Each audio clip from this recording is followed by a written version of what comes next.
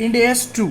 तो हम सबसे पहले करने वाले हैं सी ए फाइनल की अकाउंट्स में इंड एस टू को, जिसका सबसे पहला टॉपिक रहने वाला है ऑब्जेक्टिव।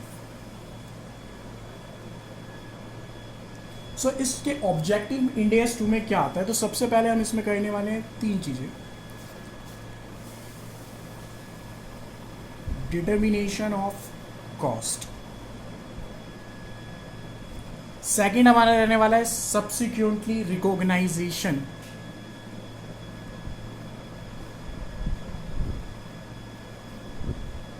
एज एन एक्सपेंस, और थर्ड हमारा जो इसके अंदर टॉपिक रहने वाला है वो है हमारा guidance on cost formulas.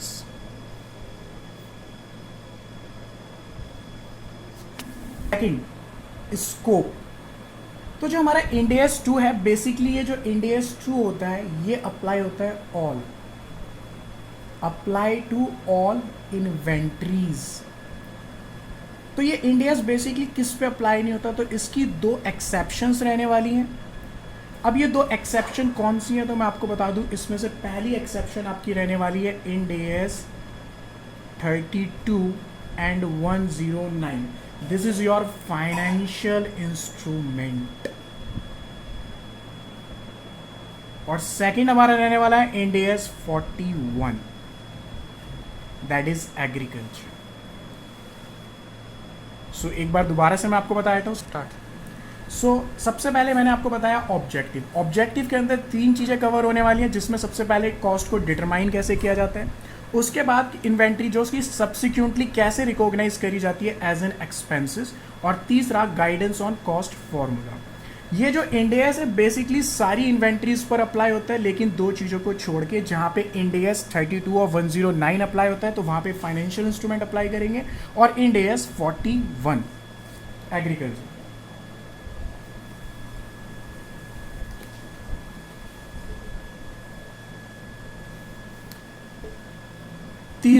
Measurement of inventory. तो हम सबसे पहले इन्वेंट्री का मेजरमेंट कैसे करने वाले हैं, तो बहुत ही सिंपल है, सबसे सिंपल और सबसे इंपॉर्टेंट। एक होगा प्रिंसिपल बेस, दूसरा कॉस्ट बेस, तीसरा कॉस्ट फॉर्मूला, और चौथा हमारा रहने वाला है एनआरवी, जिसको हम बोलते हैं नेट रियलाइजेबल वैल्यू। इतने आप इसको कॉपी कर लें। इसके बाद फोर्थ हमारा रहने वाला है रिकॉग्नाइजेशन एज एन एक्सपेंसेस, और फिफ्थ हमारा रहने वाला है डिस्क्लोजर। तो एक्चुअली में इन्वेंट्रीज का मतलब क्या होता है, तो इन्वेंट्रीज का मतलब होता है एसेट्स जो कि हेल्ड की जाती है, to be held for ordinary course of business,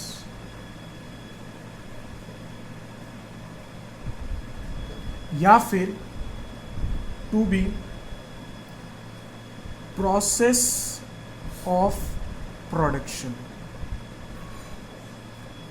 या मटेरियल और supplies to be consumed in production process. अब मैंने आपको सबसे पहले बोला कि held for ordinary course of business, इसका मतलब होता है फिनिश गुड्स, यानी कि वो सारी गुड्स जो हमारी बन के तैयार हो गई हैं उनको हम क्या बोलते हैं, फिनिश गुड्स। वो चीज़ें जो बिजनेस में फिनिश गुड्स के तौर पे यूज़ की जाती है उन्हें बोला जाता है इन्वेंट्री। या वो चीज़ें जिन पे हम प्रोसेस कर रहे हैं तो उसे हम क्या बोलते हैं, वर्क इन प्रोसेस। मतलब ऐसी मटेरियल जो प्रोसेस ए से बनकर प्रोसेस बी में चली जाती है लेकिन अभी वो कंप्लीट नहीं हुई है। और तीसरा हमारा होता है रॉ मटेरियल, जो भी आप रॉ मटेरियल खरीदते हो फिनिश गुड्स बनाने के लिए या वर्क इन प्रोग्रेस करने के लिए, उसे भी क्या बोला जाता है, इन्वेंट्री।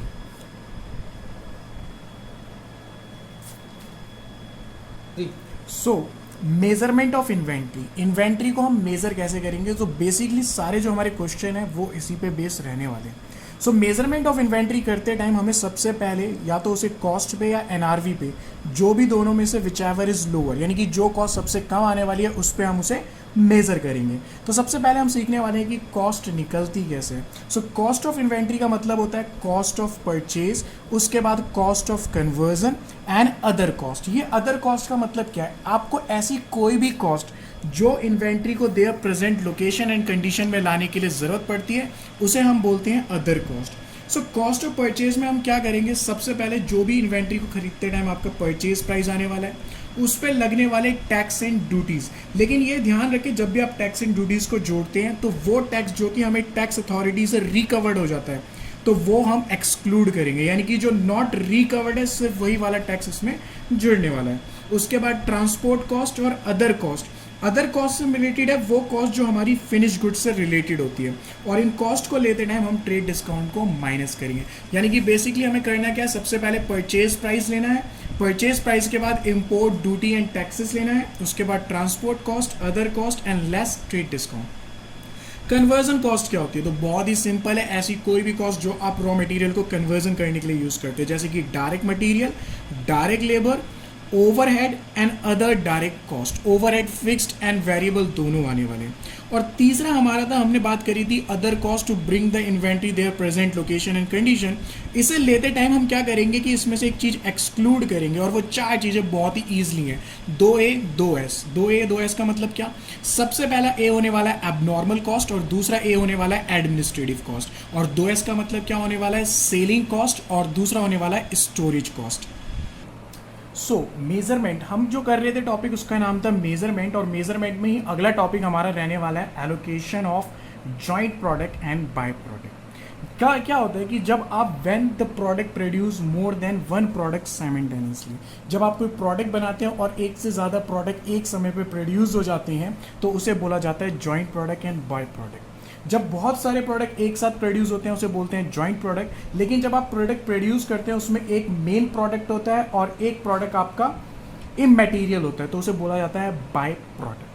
सो इसको मेजर करते टाइम हम तीन चीज़ों को ध्यान में रखेंगे। अगर आपका cost of product not separately identifiable है तो आप उसे एलोकेट करोगे रैशनल बेसिस पे, कोई भी एक रैशनल बेसिस को सेलेक्ट करके आप उसे रैशनल एंड कंसिस्टेंट बेसिस पर एलोकेट करोगे। लेकिन अगर आपका प्रोडक्ट सेपरेटली आइडेंटिफाइबल है देन आप उसको किस पे करोगे, सेल्स वैल्यू पे लेके चलोगे, ठीक है। लेकिन अगर आपके मोस्ट ऑफ द प्रोडक्ट क्या है, इमैटेरियल है, तो सबसे पहले आप उसकी एनआरवी निकालोगे और उस एनआरवी को कॉस्ट ऑफ प्रोडक्ट की जो मेन कॉस्ट होती है उसमें से आप उसे डिडक्ट करोगे, जिसे हम क्या कहते हैं, प्रैक्टिकल सेशन में क्वेश्चन की मदद से देखेंगे कि कैसे इन्हें किया जाता है। नाउ नेक्स्ट टॉपिक हमारा रहने वाला है technique for the measurement of cost. तो कॉस्ट को मेजर करने की टेक्निक क्या होती है, दो टेक्निक होती हैं, पहली स्टैंडर्ड कॉस्ट मेथड, दूसरी रिटेल कॉस्ट मेथड। अब आप कहेंगे स्टैंडर्ड कॉस्ट मेथड क्या होता है। सो स्टैंडर्ड कॉस्ट मेथड वो होता है जहां पर आप किसी प्रोडक्ट की इन्वेंट्री की कॉस्ट जो निकाल रहे हैं वो किसी मटेरियल, लेबर या कैपिटल यूटिलाइजेशन के बेसिस पर निकालते हैं। और रिटेल कॉस्ट क्या होता है, जब आप किसी प्रोडक्ट की सेल्स लेके उसमें से उसका जीपी यानी कि ग्रॉस प्रॉफिट मार्जिन यानी कि एप्रोप्रिएट परसेंटेज को डिडक्ट करते हैं, तब हमें रिटेल कॉस्ट मेथड की कॉस्ट मिल जाती है, इन्वेंट्री की कॉस्ट कंप्यूट करी जाती है।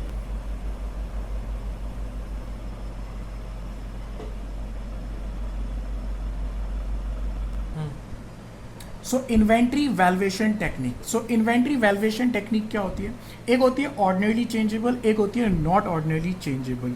जब इन्वेंट्री की वैल्यू ऑर्डिनरी चेंजेबल होती है और नॉट ऑर्डिनरी चेंजेबल होती है, कब और नॉट ऑर्डिनरी चेंजेबल होती है, जैसे हमने यूज़ करा होगा स्पेसिफिक आइडेंटिफिकेशन मैथड, जहां पर हम क्या करेंगे, उसको एक आइडेंटिफिकेशन मेथड की मदद से निकालेंगे। जब हम क्वेश्चन करेंगे तो इसे देखेंगे। लेकिन ऑर्डिनरी चेंजेबल दो तरीके के होते हैं, एक हिस्टोरिकल कॉस्ट मेथड, एक नॉन हिस्टोरिकल कॉस्ट मेथड। सो हिस्टोरिकल कॉस्ट मेथड क्या होता है, जिसमें आप फीफो, लीफो, हीफो और ऐसी बहुत टेक्निक्स होती हैं जिनका यूज करते हो। फीफो का मतलब होता है first in first out, LIFO का मतलब होता है लास्ट इन फर्स्ट आउट, और हीफो का मतलब होता है highest in first out. So non historical method में हम दो वही मेथड है जो भी हमने पहले देखे थे, रिटेल और स्टैंडर्ड, इसे नॉन हिस्टोरिकल मेथड भी बोला जाता है। इसके बाद हम चलेंगे एनआरवी। एनआरवी का मतलब होता है नेट रिलीजेबल वैल्यू। जैसे ये पेन है और इसकी मुझे क्या करना है, एनआरवी कंप्यूट करनी है। तो सबसे पहले हम क्या करेंगे, इसकी एस्टिमेटेड कॉस्ट ऑफ सेल्स, यानी कि ये प्रोडक्ट कितने का बेचा जा सकता है, इसको कॉस्ट को कंप्लीट करने में क्या कॉस्ट आती है, और इसकी एस्टिमेटेड सेलिंग प्राइस क्या है। तो सेलिंग प्राइस में से इसकी कॉस्ट और कॉस्ट ऑफ कंप्लीटेशन को जब हम घटाते हैं तो हमें इसकी एनआरवी मिल जाती है। नेक्स्ट टॉपिक जो रहने वाला है हमारी कॉस्ट ऑफ इन्वेंट्री निकालते टाइम, वो रहने वाला है कि कोई भी agriculture produce that is harvested from the biological acid. जब हम इंड एस 41 करेंगे तब हम इसकी वैल्यू सीखेंगे कैसे निकाली जाती है। अब हम करने वाले हैं बहुत ही बढ़िया topic, that is recognisation as an expenses. ये एक कार्व आउट है जो कि आपको AS2 के अंदर देखने को नहीं मिलता है, इंड AS2 में मिलता है। इंड AS2 कहता है कि इन्वेंट्री को हम एज एन एक्सपेंसेस भी रिकॉग्नाइज कर सकते हैं। ऐसा कब होता है, जब हम अपनी इन्वेंट्री को बेचते हैं तो जो उसकी कॉस्ट होती है और जो हम जब उसे सेल करते हैं उसकी जो सेल्स वैल्यू होती है, यानी कि उससे रिलेटेड रिवेन्यू, तब हम क्या करते हैं, उसकी जो कॉस्ट ऑफ डिटर्मिनेशन होती है इन्वेंट्री को, उसे हम क्या करते हैं, एक्सपेंसेस बुक करते हैं। सेकंड तरीका क्या होता है, जब हम इन्वेंट्री की वैल्यू को राइट डाउन यानी कि उसे कम करते हैं और एनआरवी पे लेके आते हैं, और उस पे होने वाला जो भी उसका लॉस होता है, लॉस ऑफ इन्वेंट्री, तो जितना हमें इन्वेंट्री पे लॉस होता है उस लॉस को भी हम क्या करते हैं, एज एन एक्सपेंसेस रिकॉग्नाइज करते हैं। यानी कि हमारे पास दो तरीके हैं जिसमें हम क्या करते हैं, इन्वेंट्री को एज एन एक्सपेंसेस रिकॉग्नाइज करते हैं। और लास्ट टॉपिक इस इन्वेंट्री का रहने वाला है डिस्क्लोजर। डिस्क्लोजर का मतलब क्या होता है कि हमें इस इन्वेंट्री इंड AS में क्या डिस्क्लोज करना है। सबसे पहले इसकी अकाउंटिंग पॉलिसी, फिर कैरिंग अमाउंट ऑफ इन्वेंट्री, फिर inventory carried at the fair value less cost of sale, फिर recognise as an in a P&L account. जब आप उसे एक्सपेंसेस और रेवेन्यू रिकॉग्नाइज करोगे तो जो भी लॉसेस वगैरह वो P&L में कैसे ट्रांसफर होगा। और फिर inventory pledge as a security. So this is finishing out of your Ind AS2। इसके बाद हम इसका प्रैक्टिकल सेशन करेंगे जिसमें हर एक टॉपिक से रिलेटेड हम उसके क्वेश्चंस करने वाले हैं, तो उसे देखना भूलिएगा नहीं।